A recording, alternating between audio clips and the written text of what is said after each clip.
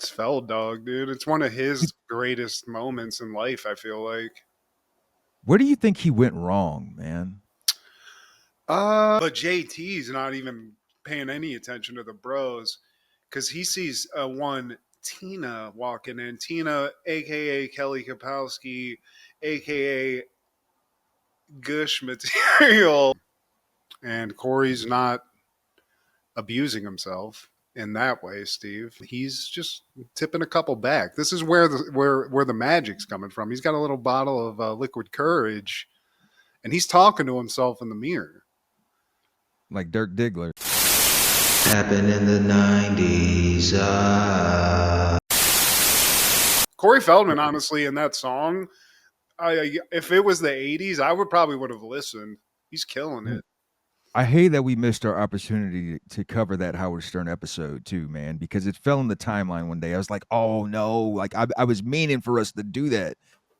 It's Fell Dog, dude. It's one of his greatest moments in life, I feel like. Where do you think he went wrong, man? I feel like there's a lot of drugs. Probably Corey was imbibing back in the 80s. Go back to Goonies. Go back to Stand By Me. I did.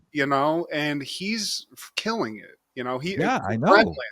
Gremlins, Take it even further, man. Gremlins. He was in that. Gremlins. And he was starting to he was acting a little bit, but he became like a crazy in like the 90s. Like he was in Bordello of Blood, I remember, for a little bit. But what went wrong? I think he got lost in the sauce. He did the Dice Clay thing where I feel like he had like this image that he was doing where he kind of like has like this Michael Jackson vibe going or something. Well, I mean, that was his buddy though. Yeah. So I think he just kind of went too hard there and it just stuck too hard. And he's like, now I don't know, man. He's out there touring his ass off, but I don't know. I feel like he's living in like this Feld Dog reality that we just can't see. Because even he started the decade off nice, man. In 1990, he was in Ninja Turtles. Yeah. So, he killed the 80s, obviously. It is like, all right, man, let's continue this success. And I think when Ninja Turtles came out, he was about 18 or 19. So, even starting off adulthood, nice. It's like, man, I can't even understand how here's the one thing, if he would just do this now, he could have a revitalization like no other. Yeah. Tell people that it's a joke what you're doing. Don't act as if you're out here gracing the world with like this music that's incredible that everybody needs to hear. Like he really feels like he is like a Michael Jackson like guy, man. Like, yeah. He's like, Mike's gone. I'm filling the void. I taught him to moonwalk. Okay? Fell Dog here. I think he really believes that. I think he just is one of those people that he was normal. At some point, he told so many lies that his brain cracked, and he actually just believes the lies he was telling. And I want to believe some of the stuff you say, Corey, because I feel like it comes from the heart. Here's one thing, Steve. He had a tragic loss in his life because there were two Corys. Right. Corey Haim, Corey Feldman, and these guys were attached to the hip. That was his boy. Chronicled, they had a movie together where they both fucked Several. Nicole Eggert, Blown Away or Blown. I think it's called Blown Away, maybe. But Corey Haim died. I think of drugs and of his lifestyle, and I feel like maybe that had something to do with like this weird like state that Corey Feldman finds himself in. But I don't know, man. He's touring with Fred Durst right now with Limp Bizkit. He's part of that, whatever tour that is. I like that. I do too. That's a good pairing because I'm a fan of both. Not so much Corey Feldman's music, but a fan nonetheless.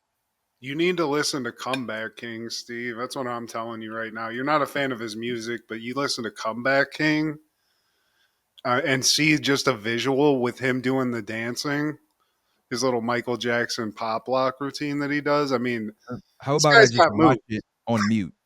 No, you Is that don't need is to. that fair? The shit's fire, Steve. I think Oh, he even really? did a song with Dr. Dre's kid. Do tell. I'm pretty positive he did a song with a rap legend's son, and I can't remember if it was Dr. Dre. I think does have a son, and I think he does do music. So look that up. And the only reason I know this is because a show I listen to called The Bonfire chronicled this. I mean, they followed Corey Feldman to the point that he was banning them from shows. So I know the whole gestalt.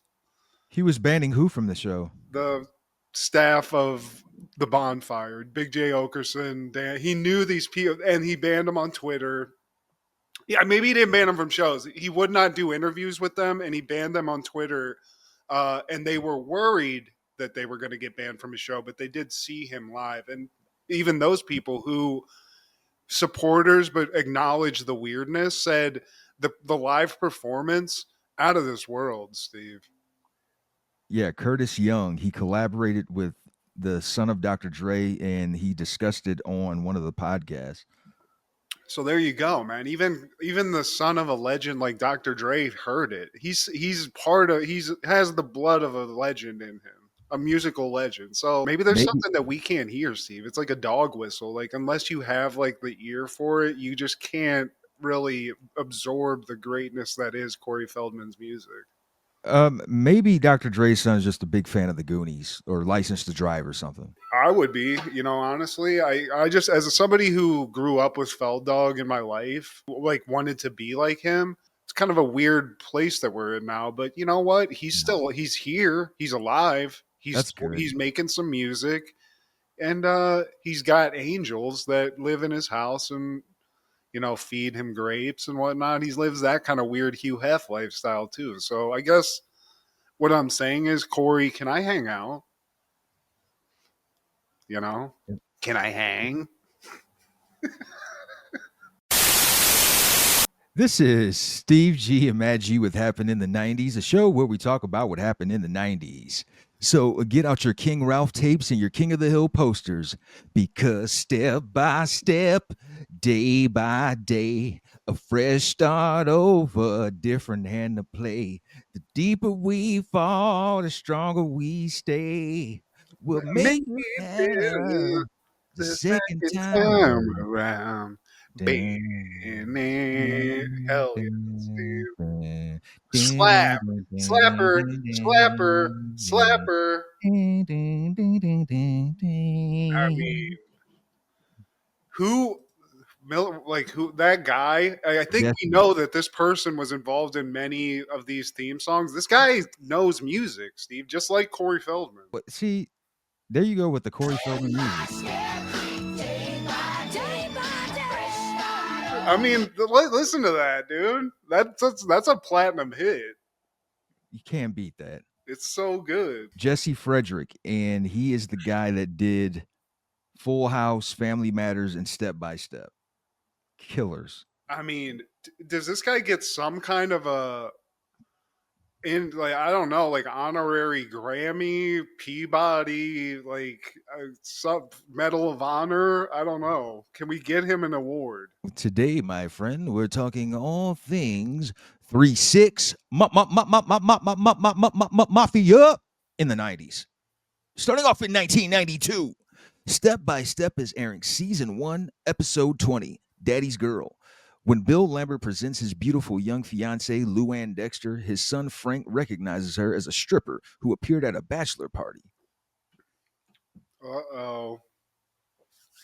We have a couple other things in this too, Steve. Not only do Yeah. we get a little dirty old man syndrome, Yeah. I'm feeling like a dirty old man because Kelly Kapowski is in the house. The GOAT. I'm here for the side story. And this is where you gotta just respect JT and just being a dude, just trying, Steve, because he has He no tried. business talking to Tina. You know, he doesn't have any business, but you got to. You got, like, in that case, you just have to shoot your shot. And You your have to. stepsister is homegirls with her? Man, I please. mean, I know you were extra feeling Randy in this because Whoa, Stacey yeah. Keenan and fucking Kelly Kapowski in one room together, Steve. What the unspeakable thing Steve G would do in this situation? And then another thing, man, this is a different era. Like, this is season 1 of Step by Step. We've covered the later seasons when, Cody's not even here. Cody is here. And Cody, I feel like, yeah, Cody is here. I feel like My God. maybe that's when they jumped the shark. When Cody left, I don't even know where he went. But after he left, like they took out the funny. He had to get in that van and just ride, Steve. Probably had to go to a Kumite or something, kick someone's ass. Joey Lawrence's whoa or Cody's whoa. Which one is cooler? Wow, Steve, that's just an impossible choice. I'm going because it's more recognizable. I'm going Joe Gotta Lawrence. go, Joey. Yeah, Whoa. it's But like the Cody, Michael I'd Jordan. rather smoke weed with, to be honest with you. Because Joey Lawrence, I feel like it's just not going to be fun. It's going to Yeah. smell like shitty cologne, and he's probably going to make you listen to his like music.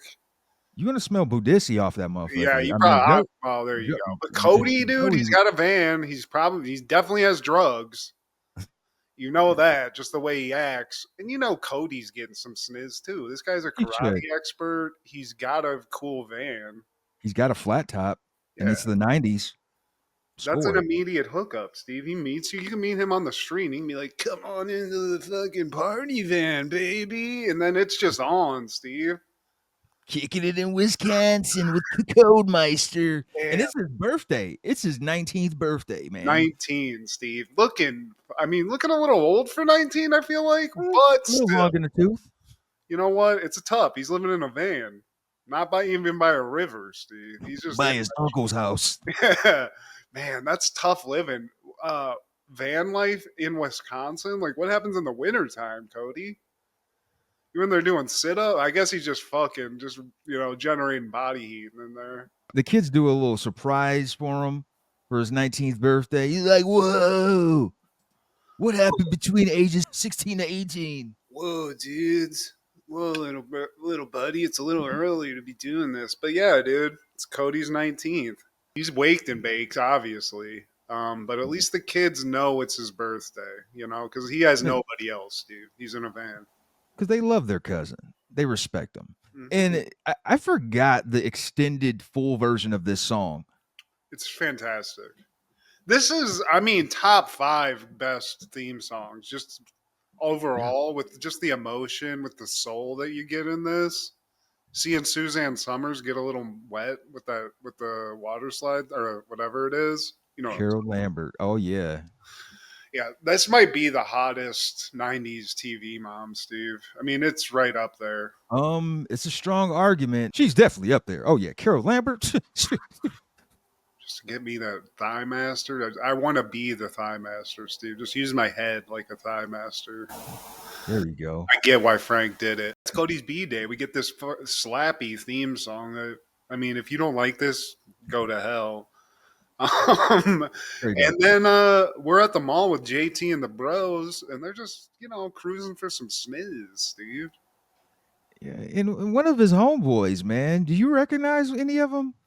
I don't know. His crew is Uglaski, Steve. They are not doing well in the looks department. Dude, one of them is Donnie Jeffco, bro. No. No. One of the wild and crazy kids?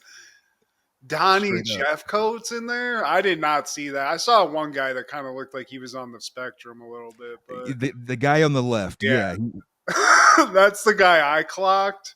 the ugly Jason. But every crew's got to have one, Steve. Every crew.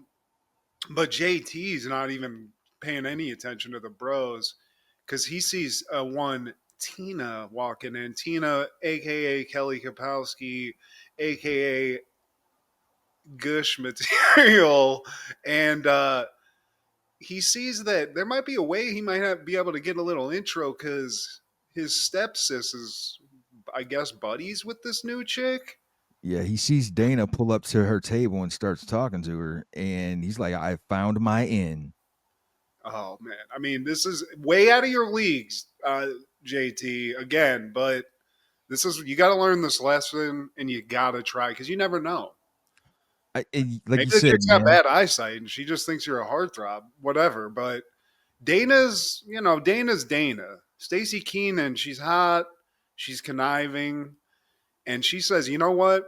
I'm not even going to mention the fact that you have no chance, but I'll make an intro.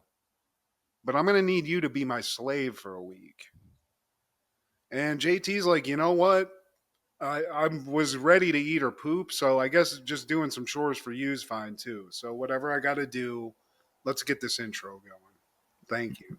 By the way, you're only my stepsister. I mean, if you want to come to my room one of these Yeah, days, dude. If you got I in can. 2020s, that's just a straight. That's like the most popular form of porno now, Steve. Is Get a it? little cruel intentions going. I I mean, get we're it. not She's we're hot. not blood related. Huh. I mean, they're not even paying attention. There's like 8 other kids in this house. Let's get out of Yeah. here. Let's go into Let's play Cody's van for a little bit. and let's play house. Let's play doctor. So he's not going to say no to that deal, a straight intro. He doesn't even have to do, this is a slam dunk as far as he's concerned. He can get any woman, Steve. It's So JT. he thinks. I'm back at home. Carol's trying on some clothes because Frank's dad is coming to town. She's never met Frank's dad. She's just worried, and I don't know why. She's looking fantastic. In that red? Lady in red. She's looking great. Frank's kind of like he's in another place. He's like, yeah, whatever, it's fine. You look great. Kind of like not giving her the propers because I'd be like, damn, I might need to rip that off real quick, Carol. Facts. With that red lipstick. Let me see what that mouth doing. Dad shows up. What's his name, Steve? Bill Lambert. Yeah. William. William shows up, and Frank, strapping young man, Steve. Strong man. Bill comes in, and he's like, you little bitch. Yeah. Duggies. They're a real physical family. Yeah, the kids come down and he's giving power drivers, whirly woos, and dipsy divings. He looks like a Payless John Lithgow. I see that. Yeah. What's the nerdy kid's name? Mark. He Yes, spins Mark. Mark around a little bit. Mark's not used to all the physicality, and he has to go puke up in the bathroom, I believe. Yeah, he's the Fergwad of this universe. It's been a while. So Frank and Bill sit down on the couch. Frank's like, yeah, let's catch me up. And Bill's like, yeah, it's been great, man. Like, I got cable. She's got the tires rotated. I'm getting married next week. And yeah, I think I'm gonna get some new windows. And Frank's like, yo, hey dad, did you say you're getting married next week? What's going on here? Have we even met this girl? Like, I haven't met her yet. And then as soon as he says that, you hear a ring at the door. And it's Luanne Dexter. What Midwest name? Yeah. Luanne Frank thinks it's Dexter. gonna be some elderly woman. He's like, is it Mabel from church? Is it Esther? Saying all these old, like, pre-Civil War era names. And Bill's like, Yeah. well, actually, she's right here. So he opens the door. She kind of looks like the redhead chick from The Mask, like Wish.com. Like, not as hot as that chick. You know who I'm talking about, Steve. Oh, I was thinking the wife on Coach. She does look like the wife of Coach, for sure. Craig Teva's definitely hitting this. But Frank immediately, I think what you think in this episode is like, oh, he's kind of weirded out she's so young. Because it's like basically his new mom is his age, which let's give a quick just applause break to Bill because he's getting some young sniz. Shout out to William, man. Yeah, dude. He's fresh off a divorce. He's getting his dick wet. And to be honest with you, this woman's a joy, Steve. She loves the cookies. She's easy to talk to. But there's just something Frank's like, it's Luanne. Like, I don't know if was she on a commercial? I can't put my finger on it. But there's something I don't like about this. And we find out that William met her at a truck stop. Like, bro, you marrying a lot lizard, dog? Damn, bro. Damn, bro. Leave that out. Say a parking lot. That's better than saying a truck stop, Steve, because I immediately thought lot lizard. And then we cut to JT and like he's doing these errands for Dana. He's got her books from the library. He even shopped for some pantyhose and he gives it to her. Apparently, it's the wrong size pantyhose, the wrong kind of pantyhose. So he has to go back. So he's already living in hell doing this shit. He's not telling anybody why, but everyone else in the room, other than Dana's, like, what's going on here? And Al's like, wait, or Al being the young one, the young girl who ends up being the hottest chick in the whole family. At this point, she's just like, everyone's kind of getting used to each other, and she's like, I don't like all this getting along shit. This shit's lame. Like JT, we're supposed to like this is NWO WCW. This isn't Or we can't Hasbro's be and doing this. McCoys. Yeah. Like, So that's happening, but then we go to later. The night's going great, Steve. Everything's fine. You're meeting your new stepmom, and there's been no fist fights. There's been no drama at this point, but still, Frank's like, there's just something off here. She comes in to help with the dishes, and as she's passing, Frank's like, oh, and he looks, he's taking a full gander, Steve. oh yeah. It's not even he's not even trying to hide the fact that he's just looking at that tush. And as she walks away, you can tell, oh shit. Damn it, the hell I knew your face was familiar to me. Man, back in the day, your wife just sucked the meanest. Well, I know you're a lucky man. He knows. And I'm thinking, damn, did Frank hit this? Yeah. Did the young calf give like, is he Eskimo Brothers with the old bulls, Steve? No, that's not what it is. Thank goodness. He's like, oh boy, I got it now. Oh, I got it. I saw her at Bob Hackett's bachelor party.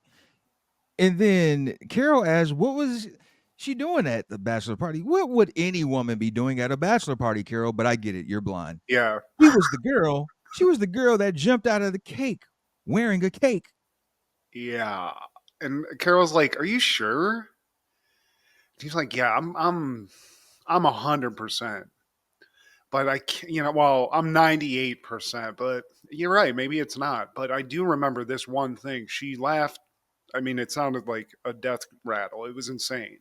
So all I got to do, being the charming young man that I am, just make Luanne laugh. And if she is who I think she is, we're all going to be covering our ears. That old Lambert charm. It's obvious. Both men in the Lambert family are showing off some pretty nice arm candy here, Steve. Yeah. Got to be honest. They're batting 1,000 right now. So Carol's like, "Oh, you're gonna make her laugh? Okay, well, this is gonna take a while. Like, we only got a couple hours here." So we go into the living room. Frank's, he's trying to tell dad jokes. He's just like, nothing's landing. Luann's just sort of like, oh, that's fucking weird. These cookies are delicious. Here's your coffee. You want it leaded or unleaded? And then Carol, like, she mentions how good the cookies are, and she's like, are these home baked? And Carol's like, of course they are. That's what the person at the store told me. And Luann you would have thought Rodney Dangerfield was in front of her because she starts losing it. And the laugh, Steve, it's Fran Drescher to the 10th power. It gets weird almost. It sounds. Have you ever seen Joker, where he has a disease where it's painful to laugh? That's almost what it seems like. You're fine. But anyway, it's unmistakable. Frank's like, that's her. That's the chick who gave my buddy a blowjob in the bathroom at that bachelor party. So now he's feeling stressed because he's like, I got to tell my dad that his soon-to-be new wife is a woman of the night, Steve. She's an exotic dancer. And later, as they leave, they hear that laugh again. Will is like, isn't that laugh cute? It's like, yeah, he's lost, Steve. We've all been there. When you date a chick and you talk about her with your friends and you're like, she's hilarious. She's just fun. She makes me laugh all the time. She knows all this cool stuff, and it's not that. He's whipped right now, Steve. He's got this young tenderoni. I don't blame him. He just wants to get out of there and just get in bed. I get it, Bill. And then after they leave, Carol asks, like, why can't you just sit down and talk with your dad about it? And Frank is like, we can't talk about this kind of stuff. We talk about sports, we talk about hunting, but we never talk about anything personal. Yeah, that's not the vibe, It's not now. If it gets personal, we get uncomfortable and then somebody has to leave. So Frank's losing it. Cut to the mall. And now this is JT's moment to shine. This is it, Steve. The hype music. If this was an NBA game, you'd be hearing dun, dun, dun, dun, dun, dun, dun, dun, dun. He's getting ready. And Dana pulled some strings. yeah, dude, she called it a favor in. She called a couple favors in, and it seems like she might have lied a little bit because she's like, "Look, you gotta just sound smart. I've told her that you're one of the smartest people in the world. Like, I forget what the exact lie is, but just go with it. If she says something, go with it. Play it cool." And so Tina shows up and she says to JT, "That's really cool what you did last summer. You started working with those apes in Africa." And Oh yeah, um, yeah. He's not a good actor, Steve. Because he's very, I mean, this guy's a goon. Because he's like, yeah, just a couple of monkeys. Hey, he's very out Andrew Dice Clay. like a Guido. Yeah. And Tina, she's like, I was thinking, this is, you're not expecting this hot chick. You're like, we're going to the mall, this, that, or the other. We're going to go shopping. She wants to go to the art museum, Steve. They've got impressionist paintings that she loves impressionism. And JT's like, yeah, I love impressionism too. I do a hell of a slice alone, if you know what I'm talking about. Hey, and Adrian. yeah. Tina's not. You can tell this ain't gonna go anywhere. But he got the date, Steve. I mean, Dana did her part. She didn't say he was gonna get laid. And back at the house, we see Frank watching the game with his dad. Carol comes in as they're watching the game, and I think Frank's dad calls out somebody stripping the ball. And Carol says, "Oh, is he good at stripping? Is he a good stripper?"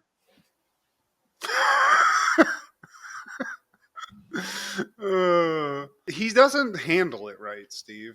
I don't know how I would handle this in Frank's position, Yeah. but he basically does tell him the truth, right? And like his dad just handles it like a little kid. It's like, It just got nuclear. Yeah. Fuck you, Frank. "Why? You don't like me having a younger chick than you." That's what it's all about, huh? Because all he said was, "I went to a bachelor party about a year ago, and there was this half naked girl there, and that half naked girl was Luanne. It was the same body language, same laugh, same body. It was Luanne." And then like he just goes off on them and just leaves. Like, grow Fuck up, you, Bill. son. Possible family breakup here, but we'll see. Later, JT comes in. He's got a bunch of groceries for Dana. And everyone's like, "Where have you been?" And he's like, "How was the date or whatever?" And he's like, "It sucked. She was a stuck up snob. This, that, and the other. It was nothing like what I thought." He's like, basically, she's just like Dana. She's just some stuck up chick that doesn't like anything cool. But looks good. Yeah.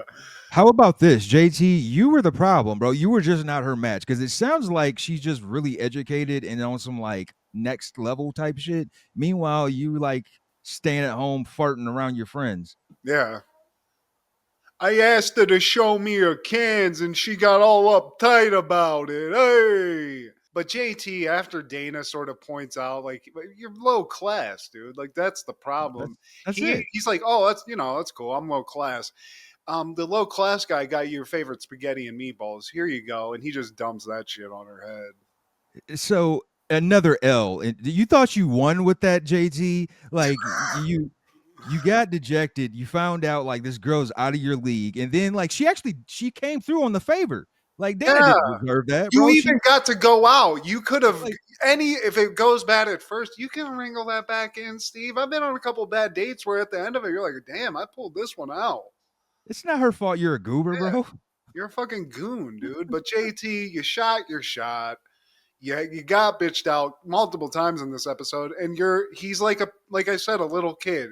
He's going to slap the Monopoly board off the table. And in this case, it was instead of that, he dumped some spaghetti on his sister's head. So, good job, JT. Yeah, dude. Nice job. Frank's just, obviously still in his head about his dad and all this shenanigans going on with his dad. The doorbell rings, and I mean, conveniently, Bill shows up. So Carol's like, you know what? I'm going to go do something else. I got to get out of this room. And they start talking, and Bill, he's a man, Steve. He's like, you know what? I got to apologize to you, dude. Did not handle that well. My bad. He basically asked Luanne if it was true, and she said it was. When they first met, she didn't think anything of it, but as time went, she felt like she didn't want to lose him, and she was afraid to fess up and own up to her past. And But she's quit, Steve. She's not stripping anymore. She's going to school. right, Is this a players club sitch? That's what I'm yeah, thinking. You know what I'm saying? But Bill's convinced of this, and I got to be honest. I'm skeptical too. I got some skeptical hippo eyes here, but right, you know what? Frank's like, you did what you needed to do. You got peace of mind. At least she admitted she was a stripper. at least she did that. You Yeah, know. there's some grace. And also, Bill's like, we're gonna hold off on the whole marriage thing a little bit, because she was kind of lying. So I gotta still get to know this young lady, but Dad's gonna get some puss, kid. And but what's worse, son? I didn't believe you. But Frank, he flips it. He's like, you know what, man? Half the shit you told me when I was little, I didn't believe either, man. So we're even. Yeah, yeah. So Frank and his dad both just set up just to live a great life and get their dick sucked by beautiful women for the rest of their lives. They like this honesty thing, you know. They like it a lot, and You know, they just decide. He's like, you know what? Maybe we should just continue this. Like, let's continue the honesty. And they sit there in silence for a second, and then Bill's like, "Is there a game on right now?" This is exactly what happens with me and my dad. We're just like, "Yeah, it's life's tough." Put Food Network on or stop. We got to get this silence. It's killing me.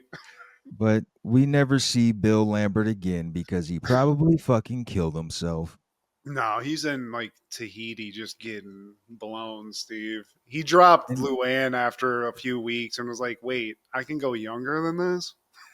no, he found out that Luanne told a half truth again. Like she stopped stripping, but she was still turning tricks on the I'm weekend. doing burlesque, Bill. It's different. It's like, bitch, Yeah, I'm stripping. she was I'm giving stripping them. for fatties.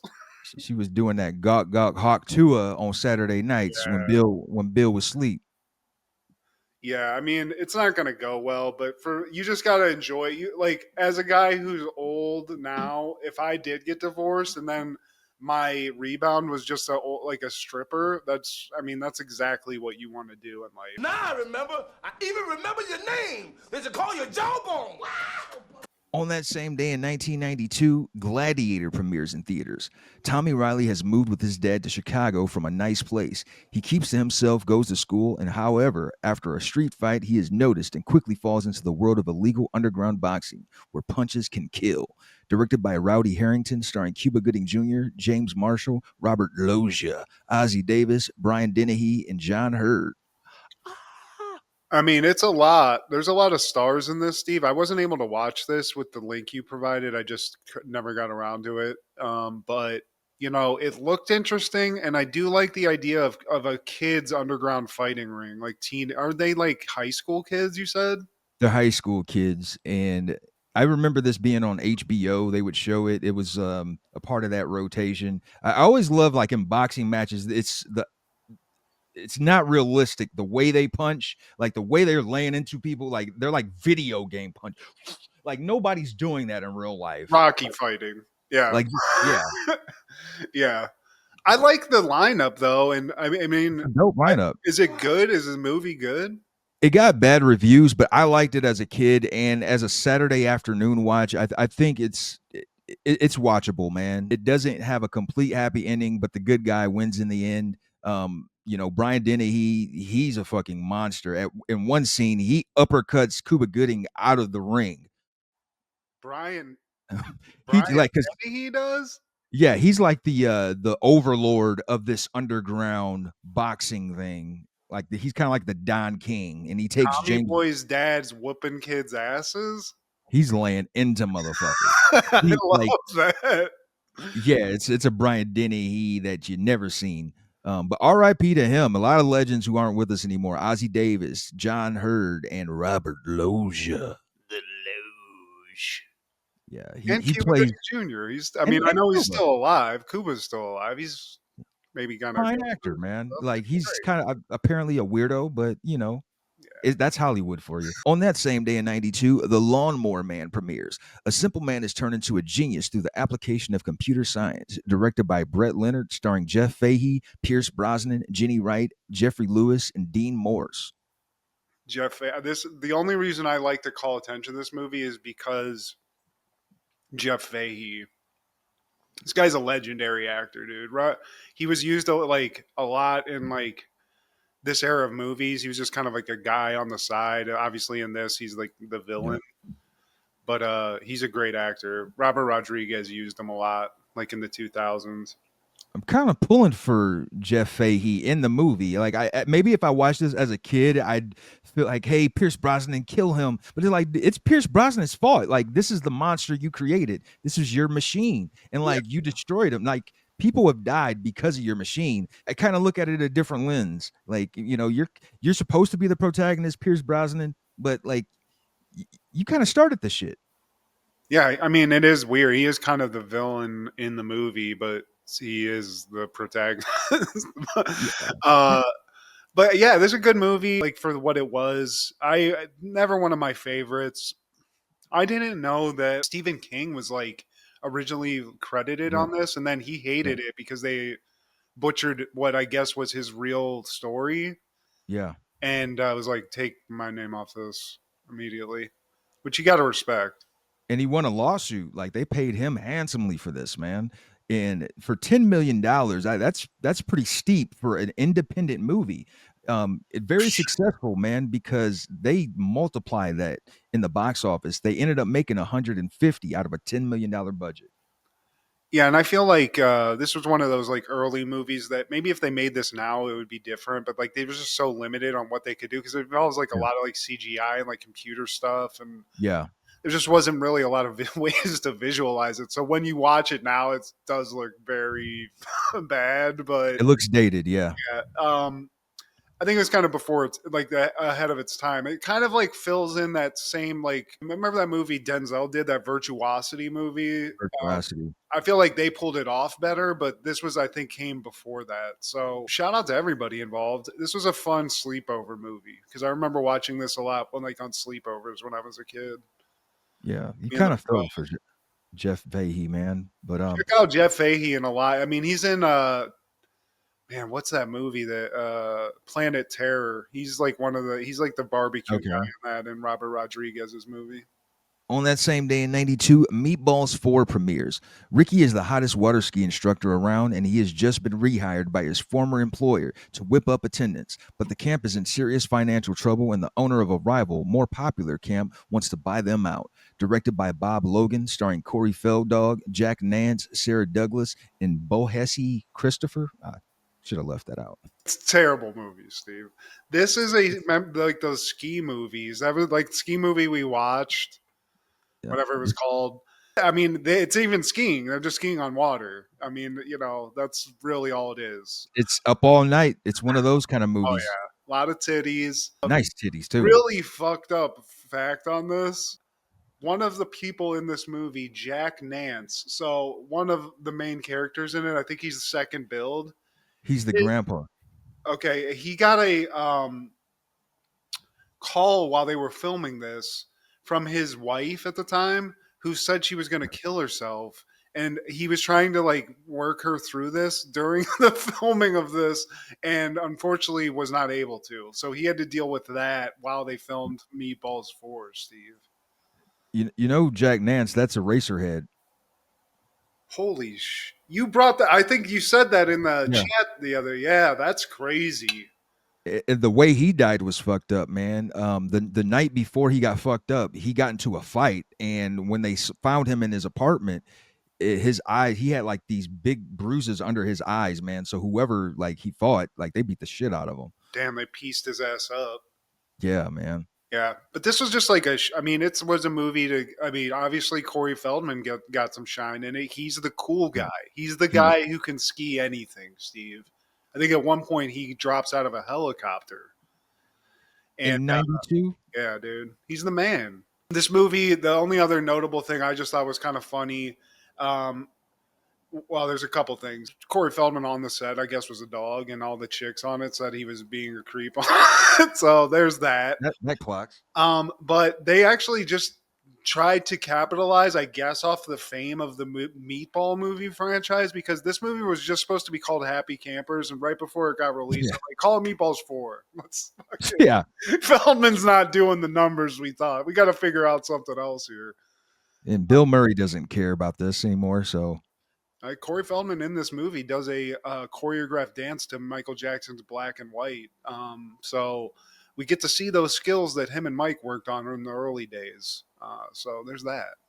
along with some nice titties. Shout out to Meatballs 4, but Some it's nice a really dumb 90s movie. fake titties. I got to be honest.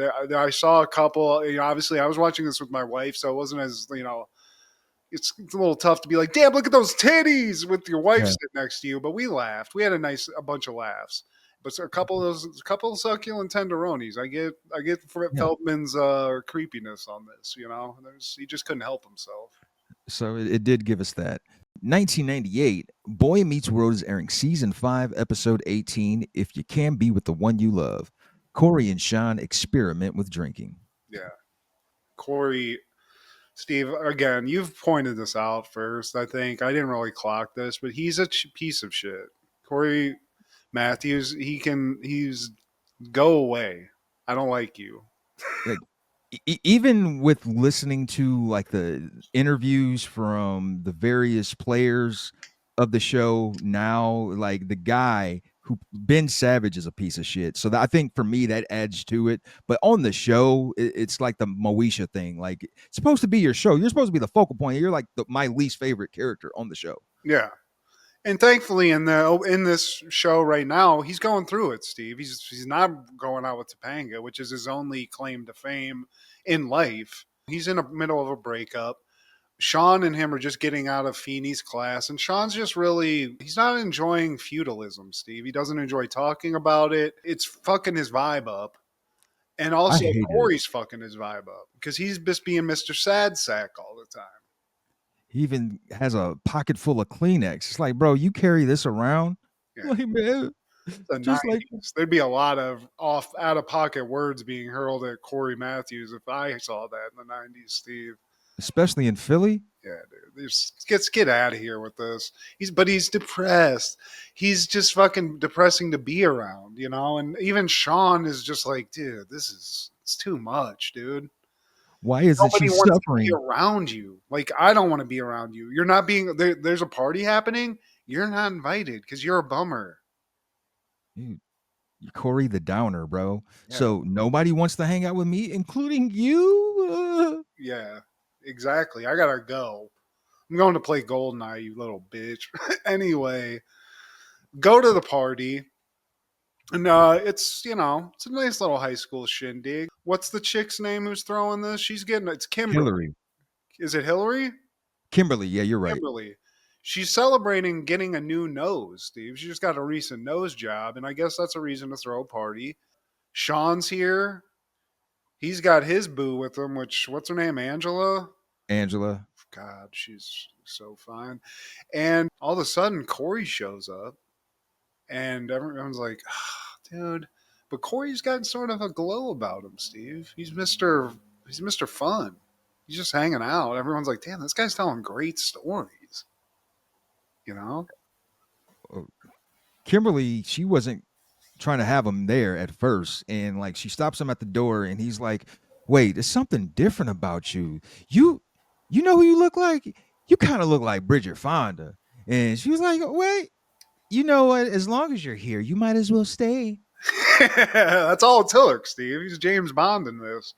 He's stealing the show. We cut later to and he's telling a story about Shawn and this and that. He's like, wrecked him, damn near killed him. And everyone's like, oh, Shawn's like, dude, who are you, bro?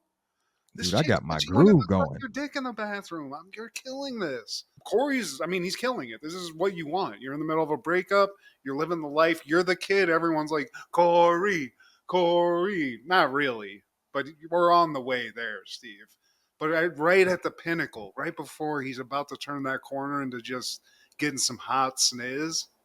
Topanga shows up and just now it's the vibe's killed. He's like, oh hey, he has to play it cool. He's like,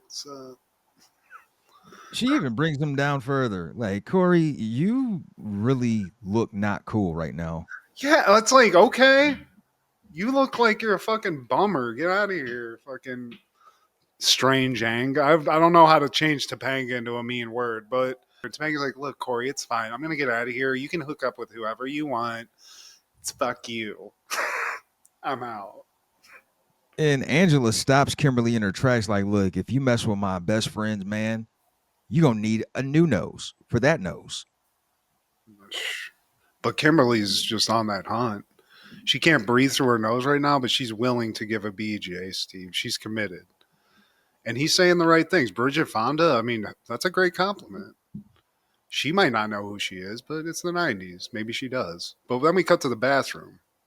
And Cory's not abusing himself in that way, Steve. He's just tipping a couple back. This is where the magic's coming from. He's got a little bottle of liquid courage, and he's talking to himself in the mirror, like Dirk Diggler. And then you're a fucking Shawn, star, Cory. You're a fucking shooting bright shining star. then Shawn knocks on the door. He's like, dude, you've been in here for an hour and a half. Dude, I've been shitting, dude. What do you want? I had to take a huge shit. But now Shawn's like, dude, is that whiskey? And Cory nipped a little bottle of whiskey from his dad's liquor cabinet, Steve. Yeah. And him and Shawn just start tag teaming that bottle in the bathroom. Why not just take it out into the living room and really party? Share with everybody. Yeah, there's not enough. You didn't put in on this, man. And so they pass the bottle, and they're just like, man, I don't understand why they don't sell this to kids. You fast forward, they leave the party, and they're just walking around the street, and they finish the bottle. They're hammered at this point. And Shawn, he launches the bottle into the street. They can't. What? This is what happens when you get drunk, young. You're just like, fuck it. Fuck yeah. Why? Cory pissed on a cop car. They're talking about that. He's like, dude, I can't believe you're Cory Matthews. You pissed on a cop car. It's like, I'm the fucking man, dude. Fucking fuck everybody. And now these are just two good boys gone bad, Steve, because they're outside of a liquor store. And instead of just minding their own business, they see a guy who looks like a homeless dude. And they just start chatting up a homeless guy, Steve. Like, man, you know what? You stink, but here's some money, man. You think you can go in and get us some booch? I mean, he does it great. I mean, not great when to walk up on a guy who's obviously homeless and just lost in a lottery ticket and is pissed, and you're like playing the lottery, bro. Like, you're lucky you didn't get stabbed, but he's like, look, dude, here's $10 or whatever. Go buy yourself a 6-pack and get us a little something extra on the way out. You know, he plays it cool, and the guy's like, what are you, fucking a cop? He's like, no, I'm not a cop. He's like, well, am I? And the guy's like, I'm just kidding with you. Give me that money. And he goes in, buys whatever bath salts or whatever the fuck he can get for $5 in there, Steve. Comes out and buys these little ragamuffins a 6-pack. They're just hanging out and having a sixer, Steve. And they crack one open, and like right as they're taking their first sip, the cops pull up. It's like they were waiting on them the whole time. This is the one funny line that got me, though. Cory was like, plays it like Jurassic Park. He's like, if we don't move, they won't be able to see us. And he's not a T-Rex, Cory, you fucking idiot. Right. Cut the commercial, cut back to home, and Mr. Matthews, Cory's dad's bringing Cory and Shawn in fresh from the fucking police station, Steve. This is not how you want to spend your evening as an adult, you know? Mr. Matthews is heated. Apparently the charges were dropped because there are no prior charges, no previous convictions or anything, but still the dad at this point, he's giving me American History X vibes. Yeah. And he's like, look, I know what the fuck happened here. Shawn, you're a piece of shit. You're fucking bleeding over into my kid, making him do bad shit. I'm sick of all this. I'm sick of your nonsense, you little homeless fucking bastard. I mean, he doesn't say that, but he's going in. Yeah, he's laying into him. And Shawn, to be completely frank about it, is handling this like a G. He's like, you know what, dude? You're right. I did it. So I just wanted to make your son was being sad. I just wanted him to be happy again. I want to have him like have some happy juice. So I'm the bad kid. It is what it is, basically. And the dad's like, you know what? You guys need some time apart here. He's Fucking like, Dad, I'm fucking not my doing son's that. life up. Corey, this isn't an option. And he's like, you know what? Shawn's like, it's fine. You know what, Cory? It's cool.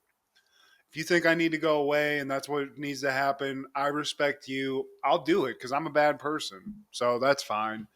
And if that's what's going to make everything normal, say la vie. And Cory's like, dude, Dad, you're fucked up. Like, the reason I did this is I'm sad. I miss my girlfriend. I've been jacking off in my room constantly. My dick has a callus, my hand has a callus, and my brain's hurt and my heart's hurt. And the dad's like, whatever, fuck you. Fuck you, little bastards. I don't know why I get it. You have young kids because this happened to me in a weird, like not this way, but getting confronted from adults for underage drinking. I do understand the bad part of it, but just like intensity, the parents come in on these conversations. Sometimes it's like Jesus Christ. But The case in the fucking fridge, Dad. then he apologizes to Shawn, and he makes a truce with Corey, saying no more drinking. He's like, yeah, no more drinking. Yeah, now you think that would be it, right? No, these kids can't learn, Steve. But Cory did, and Mr. Matthews, he got his little temper tantrum out. But at school, Cory's talking to Topanga, and he's just trying to be like, yo, I'm sorry about my weird behavior and this, that, and the other. And Topanga's just blowing him off. She's not, I don't know why they broke up. I don't know the full story here, but Topanga's really she's just not liking Cory Matthews, much like us, Steve. Because Corey kissed a girl when they were at the ski lodge, and I mean, proving once again why he's a piece of shit. Like, you already have a girlfriend out of your league, and another like cute girl, not as hot as Topanga, she comes like she's feeling Corey for whatever reason. I mean, I guess this is because he's the protagonist. This is a show, so everybody falls for the little Jewish curly head dweeb. Like, and so he kisses her, and then word got back to Topanga because how dare he? I mean, Well, yeah, and I mean clearly this kid just can't enjoy a good thing when he has it, right, Steve? I'm sad, but now Shawn, he's at there. Everyone's at school here. We're in Feeney's class, and Shawn's really kind of giving Feeney the business now, and more. It's not even in a fun way. He's like, "This is boring." Like, is anybody else think this suck shit my sucks? dick. Yeah, like he gets kicked out of class, and it's it's weird. It doesn't seem it's like I said, an unfriendly thing that he's doing. It's not the cute Shawn. Pugilism didn't work because it fucking sucked. It was boring. Yeah. Hey, Topanga, why don't you be a good girl and sit on Corey's lap? Yeah. And then yeah, dude. Shawn's a G, dude. I like this kind of Shawn. Oh yeah. Shawn gets kicked out. Feeney's pissed. Corey's like, "Hey, Mr. Feeney, let me just go check on my friend. Okay, let's wrap this up." So he gets cleared to leave. We cut over to what I guess is Shawn's house that he shares with his brother. Okay, yeah, there we go. And Cory and Shawn go over there.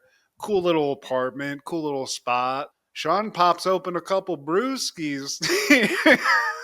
I've been drinking all week. You just haven't noticed. Yo, boy. And Cory's like, dude, like, what? Are you sure? He's like, dude, fucking stop being a chick about this. Why are you counting how many drinks I'm having? These things taste delicious.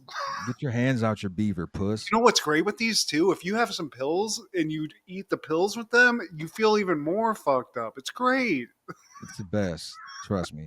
Shawn's brother comes in, and this is another Lawrence. What's his name? Matthew. Yeah, Matthew Lawrence. This one I feel like it might have some mental issues that I've seen recently, but Matthew Lawrence is in the house. And he walks in and is like, yo, what the fuck? Like, there's just beers out. He's like, dude, what are you doing? It's like fucking 2:00. And Shawn's like, dude, why is everyone being such a bitch? Like, I just like this stuff. It makes me feel nice. Yeah. He's a full-blown alcoholic, Steve. And then the girls show up and they hear part of what Jack is saying. They're like, Shawn, you been drinking? You got a problem? No. I just like the way it tastes, okay? I wish everybody would get off my case. Yeah. And Jack's like, look, dude, you know why this is a problem, right? Like, we're both brothers. We have the same dad. That guy was an abusive piece of shit. He was a drunk. You do not want to get into that. And as soon as, like, Shawn hears something bad about his dad, he, like, snaps and is like, yo, I don't talk about my dad. And then Angela, like, grabs him and is like, yo, Shawn, let's, like, chill out maybe. And he, like, slams her. He gets a little domestic abuse on that, throws her up against the wall, and is like, yeah, fucking, I just need a beer, okay? I just need to fucking chill out. Like, and then right after Angela leaves, he's just like, how did that just happen? Because you pushed her, motherfucker. Yeah, you're blacked out and you fucking almost punched the bitch. That's what happened. So Jack's, it's art imitating life at this point, Steve. He told him, and immediately as he heard, your dad's an abusive piece of shit, he became the abusive piece of shit. Angela's on the outs. We don't know what's going on there, but we go back to the Matthews house. Shawn shows up, and he needs to have a heart-to-heart with a real adult, Steve. He sees Mr. Matthews, and they start talking. He wanted to see his buddy Cory, but I think more than anything, Steve, he just wanted to have he has a de facto dad in Mr. Matthews. He needed some fatherly advice, you know? Because at first he tells him, like, if you really want me to stop hanging around Cory, I will. I'll stay away. Then he invites him in, and he kind of knew he was going to invite him in. Mr. Matthews tells him, I'm sorry that, like, I raised my voice. I turned up on you, but I just hated to see both of you like that. Yeah. And he's like, I'm an adult. Like, so it was weird to see my kid like that. I lost my temper, but you guys, I don't want to keep you. You guys are buddies. Like, I'm not trying to, like, separate you guys or whatever. And they talk it out, and Shawn's like, I guess I got a lot of apologizing to do. So he's in AA without going to a meeting. He's on his apology tour, part of that. And now we go to school, and part of his apology is offering Mr. Feeney an apple, Steve. And Feeney just looks at him like, an apple? What the fuck is wrong with you? Motherfucker, a Rolex would have been nice, but he also offers Feeney $5, so there's that. A little something extra on the side. We do find out that he's going to go, Shawn being he's going to be going to some counseling. He's got to get this alcohol problem that he just got figured out real quick. He's in the fast track to recovery, Steve. You got to nip it in the bud, they say. Before it, even if it's 2 days, you go on a 2-day bender. You had one little bottle of whiskey, and everything went to shit. Yeah. Topanga, she's forgiven Shawn. She got a card. She got a gift basket from him, too. So Shawn's, again, really going the extra mile. But her gift basket was missing an apple. So I think we know where he got that one for Feeney. And then Angela shows up and is really just not, it's just more eye contact, Steve. He says an apology. She's back. They're back together and they're laughing. And all I can say at the end of this is just fuck you, Cory, because you caused all this. You caused it. Your dad almost gave this dude some real mental issues. Luckily, he saved that. But, I think we need to acknowledge Cory Matthews is more trash than Zach Morris, Steve. On that same day in 98, The Big Lebowski premieres. Jeff, the dude Lebowski, mistaken for a millionaire of the same name, seeks restitution for his ruined rug and enlists his bowling buddies to help get it. Directed by Joel Cohen, starring Jeff Bridges, John Goodman, Julianne Moore, Steve Buscemi, David Huddleston, John Turturro, and Julianne Moore. I'd be interested to hear what you have to say about this movie, because when I first saw this, Steve, I'll fully admit, I did not like this movie when I first saw it. It's grown on me as I got older, and I love it now. Not a fan when I first saw it, though. I didn't see it until well after it was released, man. And I think it's a perfect movie. It's got classic characters. It's got memorable quotes, great pacing. I even love, like, there we go. Shut up, Donnie. Get the fuck up, Donnie. I think Walter Sobchak might be, I know the dude is literally one of the greatest cinematic characters ever shown, but I feel like Walter Sobchak is right right there. He's one of the funniest characters of all time. He's one of the most memorable characters for sure, man. I mean, along with the dude, and even the side characters, man. John Turturro, and another reason why it's perfect. Like a lot of directors, they have their tribe, right? Yeah, Tarantino has his tribe. Spike has his tribe. Scorsese. Obviously, we know the Coen Brothers tribe, and I feel like this is a perfect use of your like rotating players. Good use of Goodman. Good use of Turturro. everybody. If I mean, Jimmy Flea's in it 5 seconds. Great. The guy from Log Jamming, the German Uti or whatever, like that guy's hilarious. Um, wasn't he? What other Cohen movie was he in? he was in The Fargo. He was like the Fargo. guy Yeah, with yeah. Buscemi in that, and just everybody. I mean, Julianne Moore's hilarious in it. Philip Seymour Hoffman is just Phillips- like dry, nerdy, hilarious in it. This is our concern, dude. Like, it's like Boogie Nights in that it's full of quotables. It's full of like specific scenes that you'll never forget. Like when Walter and Dude go talk to Larry Sellers and try to like get him to admit that he stole the car and took their money and stuff, and Walter goes off. Just that whole scene is Yeah. perfect.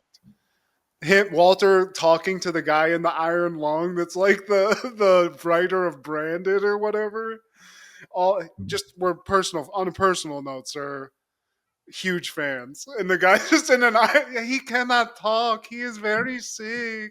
Buscemi's great. Buscemi has nothing Jimmy to do in this movie at all except say like a question and then get yelled at the whole get shit on. Yeah. and he's great in it. So I told Kendra when we started watching it, I was like, I don't expect you to like this movie. I don't think a lot of people do like this movie because it's so weird and it's a detective movie, but there's no detective, Steve. There's one No. private eye that's not the dude, and it's that like the bald guy he meets in the purple bug. I'm a fellow private dick. Oh, That that guy, guy. and that guy's in a lot of Coen Brothers movie and a lot of movies, period. But He was in Fargo. Yeah. I think you're right. I think this is a perfect movie. And in terms of like, I know the dude, if you look at him, looks like a loser. This is the kind of person that I would love to have this level of just like Zen. This is a guru. A lot of people feel that way, so much to the point where there's an actual religion based on the dudism, I'd always love to go because they have a festival every year, like a comic, the Bowski Fest. the Bowski Fest. I would love to go to that. Like, I'm not that into the movie, but just I feel like those kind of people, we would vibe with them, dude. They smoke weed. I mean, you Totally, definitely know man. Uh, this is probably one of the biggest cult followings for a movie, or for a '90s movie. you want a toe, dude? I can get you a toe. I can get you a toe. Fuck it, And dude. Let's bowl. I mean, it's such a zen. I mean, it really is kind of a movie about being zen too. Because even Walter Sobchak, when it gets to its worst, like the guy he has a mantra. When the going gets bad, he's just like, "Fuck it, dude. Let's go bowling." Like that's their happy place. and can't leave out Flea. I like the cameo from Flea as one of the nihilists, and the Reverend that we talked about recently from Martin. He's one of the officers. Yeah. Richard Gant. He's just sitting there looking angry, holding the little bowling pin pipe. Yeah, I wouldn't really hold out too much hope for the tape deck or the Creedence. Man, Yeah, great acting, it's a man. great movie, and this is to me, honestly, like when I look at the Coen Brothers like catalog, this probably is my favorite movie of theirs because it's I don't know, it's not as like inherently like serious, like there's really no stakes to it, and it's just like funny as fuck, you know. Yeah, I mean, it's like a day in the life kind of deal. You're following these characters around. It's the dude, man. The dude abides, Steve. That same day in 1998, Hush premieres. Newlyweds move to the family thoroughbred horse ranch, where the husband's obsessive mother resolves to get rid of the new daughter-in-law. Directed by Jonathan Darby, starring Jessica Lange, Gwyneth Paltrow, Jonathan Shaish, Nina Shaish. Nina Falk, and Hal Holbrook. This movie is weird, Steve. I've seen this movie. I did not watch this for the show, but this is the one where the mom wants to like basically take the baby from Gwyneth Paltrow and like just be the mom, basically. Yeah, and replace the daughter-in-law. Jessica Lange plays the evil like mother-in-law, and it's a very unhealthy relationship she has with her son. She for years she lied about the death of her husband. Come to find out, like she had a big hand in it, man, and she has tried throughout this movie to kill indirectly or directly Gwyneth Paltrow's character, man. And the son's like, it's very bizarre because he's like non, because there's, it's, the evidence is like stacking up and he's just like, you're crazy. Like, there's no way. And they have like the weird, like their own estate and stuff. And they're like going there and like, she's taking them there. And then don't they move from like I don't know. They go from New York to the ranch Yeah. where the mom lives, and you know, I it's think weird. I hope this doesn't really exist. There are moms out there like that, but the son, he's just so naive. He doesn't catch on until like it's done in bright day, like in his face. Then he finally sees. Like I don't there's a know. lot of shenanigans because Gwyneth Paltrow is going through it too. Like, and he's like, "Oh, these are all just coincidences. There's no way my mom's doing all this." Yeah, Yeah. Jessica Lange's a good villain though, because I do remember that. Like, she's pretty fucking scary in this.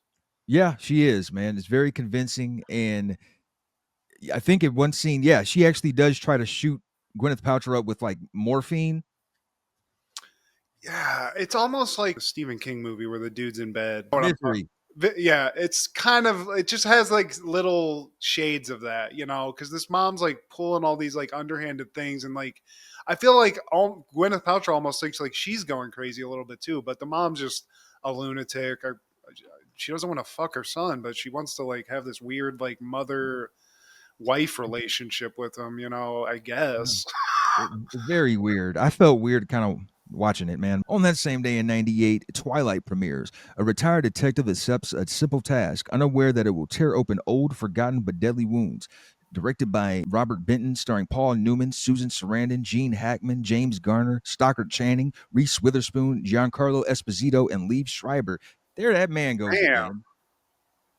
Esposito and Liev Schreiber, those two guys ended up being like the hitters now. Like, they're still around.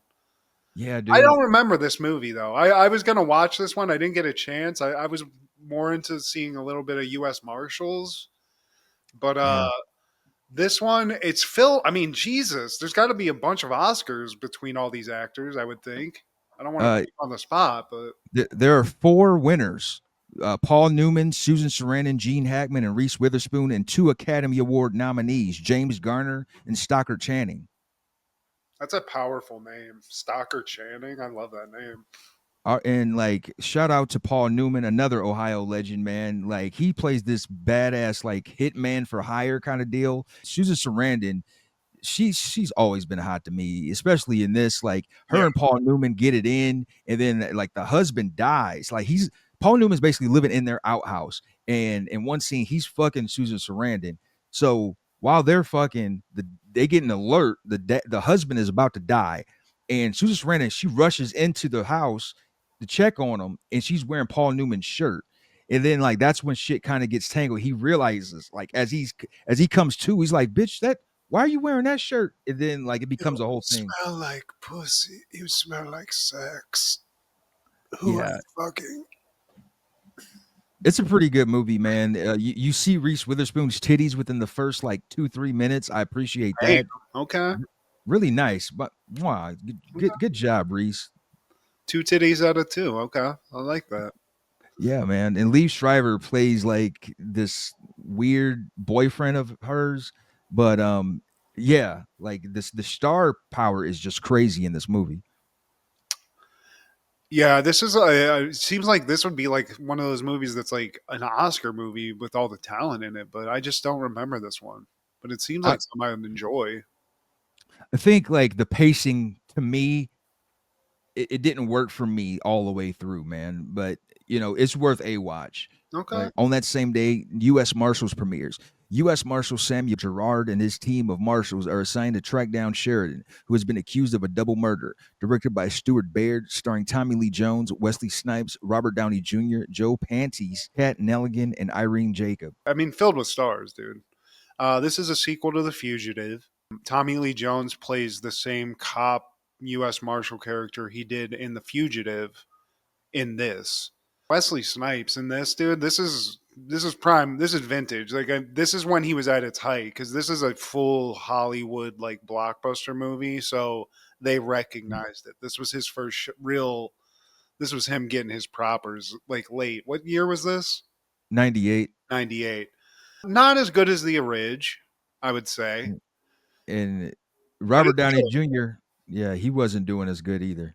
But he's still good. I mean, Robert Downey Jr. is good. He's a good actor, and he's always been like that smarmy, like smart alecky guy. And that's kind of what he's a young U.S. Marshal in this. You know, he's pretty fun in it, and it's a good action movie. It's tense. It's got it's got the chases. It's got all the stuff you remember from The Fugitive, and it's got Snipes. I mean, you're not going to be disappointed watching this movie.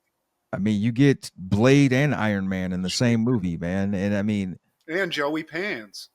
Joey Pants, yeah. I wish I had more time to watch it, but apparently Robert Downey Jr. This is like when he was going through his spell, man, and the cast and crew, they would have to wait for hours or several. Actually, they had to wait several days without filming for Robert Downey Jr. to show up and finish the movie, man, because he was just on his bender. RDJ just getting it going toe to toe with the whatever about everything. I think because he was waking up in people's houses and shit, which is wild. That's crazy. I've been drunk. I've woken up in some crazy spots, but just never in just like somebody's house where I'm like, these aren't my pictures. Right. This isn't my mansion. Not knowing how you got there, man. But shout out to all those legends in U.S. Marshals. Tommy Lee Jones, dude. I mean, this he's a legend, and he's great at playing this character. You know, the circle the wagons like top cop guy. He's great at that. Any callbacks, honorable mentions, takeaways? Just thought I'd ask you a quick 90s related trivia question, Steve. See if I was boning up. I was hoping you would. Okay. Well, we're just going to go into the middle of the deck. We're going to give you two, Steve. What was the name of the first animal to be successfully cloned in 1996? The name? Yes. It was a llama. No, it was a sheep. I can't remember the name. I'm gonna be real. Big titties. Dolly the sheep, Steve. Fuck. That's why. Okay, that's why I said llama. Shit. Because okay. See, that's tough. But I think I'm going to give you a question. I think you got this. What are the names of the twin babies in the Rugrats? Lil and Phil. Yes. Yes. Da-da-da, da-da-da, da-da-da. Can I get another? The questions. I'm gonna figure out my theme song for being the '90s trivia master, Steve. But you're 1 for 2. And that seems to be sort of your average. You get 1, you lose 1. So I want to see you get 2 out of 2. Me too. It's gonna happen. Damn.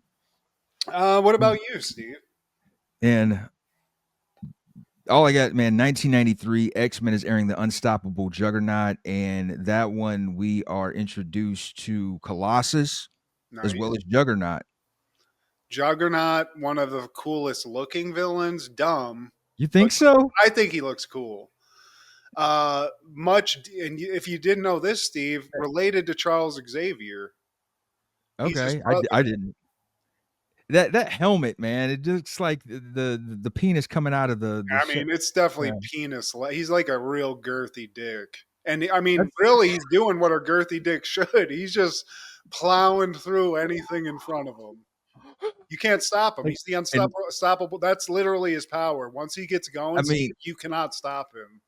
I mean, in this episode, he was wrecking shit. I'll give him that. He was tearing shit up. He's Juggernaut, bitch.